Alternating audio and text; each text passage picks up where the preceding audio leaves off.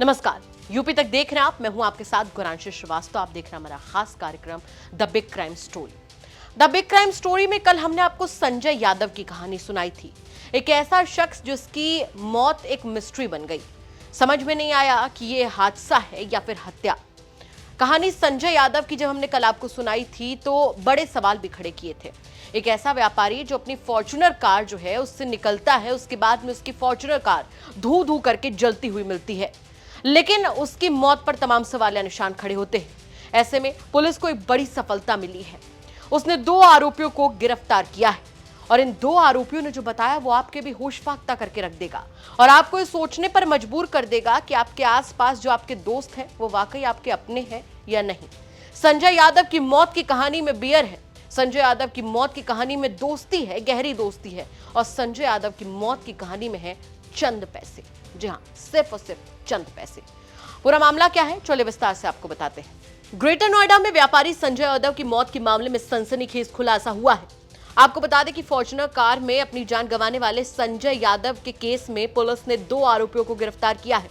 Police ने आरोपियों के कब्जे से लूटे हुए सोने के आभूषण और 6,250 रुपए नगद बरामद किए हैं। इसके साथ ही पुलिस ने आरोपियों के पास से 2 मोबाइल और हत्या को अंजाम देने में प्रयोग किया गया आला कत्ल भी बरामद किया है। दरअसल दादरी पुलिस को मंगलवार देर रात सूचना मिली कि कोर्ट के पुल के पास में ITI कॉलेज के पास नगला नैनसुख गांव के नजदीक एक फॉर्च्यूनर कार में आग लग गई। सूचना के बाद पुलिस मौके पर पहुंची। तब तक कार में भीषण आग लग चुकी थी। जली हुई फॉर्च्यूनर गाड़ी को चेक किया गया तो उसके अंदर ड्राइविंग सीट पर एक शख्स का शव मिला जो कि पूरी तरीके से जल चुका था। अज्ञात शव की पहचान गाजियाबाद के नेहरू नगर निवासी संजय यादव के तौर पर हुई। अब पुलिस ने इस मामले में बताया है कि 2 आरोपियों को जिन्हें गिरफ्तार किया गया है उन्होंने ज्वेलरी और रुपए लूटने के इरादे से कार सवार संजय यादव की जान ले ली और इसके साथ ही लाश छुपाने के लिए फॉर्च्यूनर गाड़ी का इस्तेमाल किया। पुलिस ने इस मामले में दोनों आरोपियों को रूपवास गोल चक्कर के पास से गिरफ्तार किया है।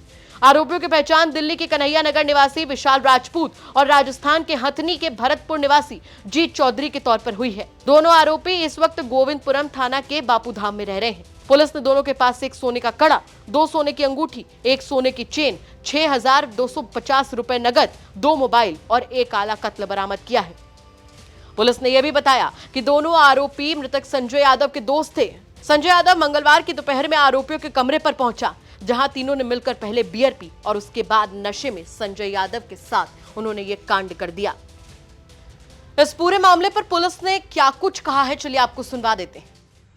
बीती रात थाना दादरी के कोट चौकी क्षेत्र के नगला नैनसुख के पास एक फॉर्च्यूनर गाड़ी जलती हुई देखी गई थी। तत्काल स्थानीय पुलिस और अधिकारियों ने पहुंच करके फायर ब्रिगेड की मदद से उसे बुझाया तो उसमें एक व्यक्ति का शव मिला था जो कि बुरी तरह से जल गया था, जिसकी पहचान कराने का प्रयास किया गया तो उसकी पहचान संजय यादव निवासी नेहरू नगर गाजियाबाद के रूप में हुई है।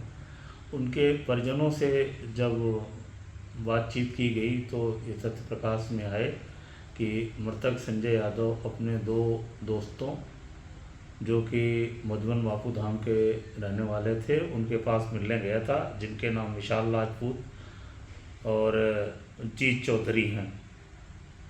इन दोनों से इसके संबंध थे और इन लोगों ने उसको बियर पिला करके उसके पास जो पैसे और ज्वेलरी पहने हुए था उसको हड़पने की नीयत से वहीं कुत्ते के पट्टे से उसकी हत्या कर दी और उसको सबको छुपाने के लिए ये वहाँ से लेकर निकले और नगला नैनसुख के पास एक खाली बंजर ज़मीन में गाड़ी को खड़ी करके केरोसिन से उसमें आग लगा दी। उसको दुर्घटना देने का प्रयास किया गया है।